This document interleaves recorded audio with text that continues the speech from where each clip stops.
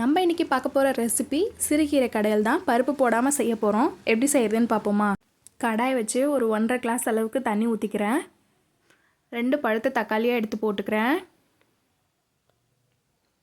3 பச்சை மிளகா,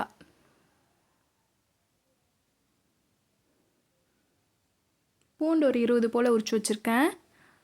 சின்ன வெங்காயமும் ஒரு 20 போல் உரித்து வச்சுருக்கேன். அதையும் அப்படியே போட்டுக்கலாம். ஃபஸ்ட்டு இது நல்லா கொதி வந்து பாதி வேகட்டும். ஏன்னா கீரை உடனே வெந்துடும், அதனால தான்.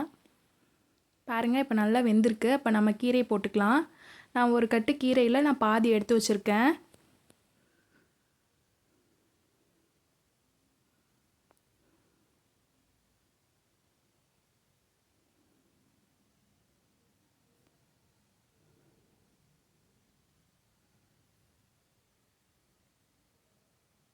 மூடி போடாமல் வேக விடுங்க. எப்போவுமே கீரையை நம்ம வேக விடும்போது நம்ம மூடி போடக்கூடாது.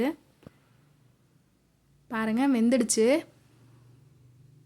இப்போ இதை நான் மிக்ஸி ஜாருக்கு மாற்றிக்கிறேன். இதை நான் பல்ஸ் மூடில் போட்டு வந்துடுறேன். சட்டி இருந்தால் நீங்கள் கடைஞ்சிக்கோங்க. இதுக்கு ஒரு சின்ன தாளிப்பு கொடுத்துடலாம். சீரகம் ஒரு 1/2 டீஸ்பூன் போட்டுக்கிறேன். ஒரு 4 காஞ்ச மிளகாய் போட்டிருக்கேன். கொஞ்சமாக பெருங்காயத்தூள், நான் அதை காமிக்கல. கொஞ்சம் பெருங்காயத்தூள் எண்ணெயிலே போட்டுக்கோங்க. அவ்வளோதான், நம்மளோட கீரை கடையல் ரெடி.